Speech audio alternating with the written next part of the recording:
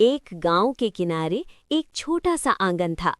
उसी आंगन में रहता था बिल्ला, जो दिखने में बड़ा चालाक और फुर्तीला था। वहीं पास ही दाने चुगती रहती थी मुर्गी, जो स्वभाव से सरल और मेहनती थी।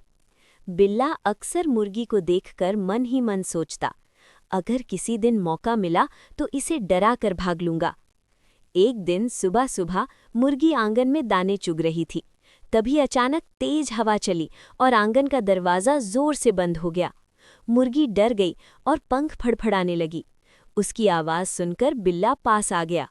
मुर्गी ने घबराकर कहा, बिल्ला भाई, मुझे बहुत डर लग रहा है, क्या तुम थोड़ी देर मेरे पास बैठ सकते हो? बिल्ला ये सुनकर चौंका।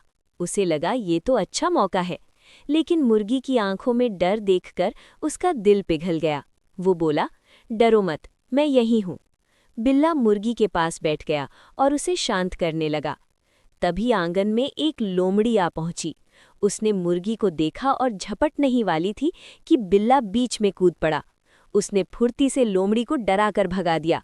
मुर्गी ने राहत की सांस ली और बोली, आज तुमने मेरी जान बचा ली, धन्यवाद बिल्ला भाई। बिल्ला को पहली बार समझ आया कि किसी की मदद करके जो खुशी मिलती है वो किसी शरारत से कहीं ज्यादा होती है। अगले दिनों में बिल्ला और मुर्गी अच्छे दोस्त बन गए। बिल्ला आंगन की रखवाली करता और मुर्गी बेफिक्र होकर दाने चुगती।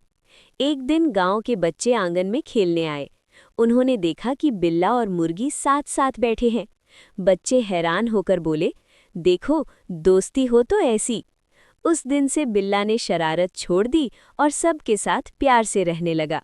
कहानी की सीख, सच्ची दोस्ती और मदद का भाव डर और स्वार्थ से कहीं बड़ा होता है।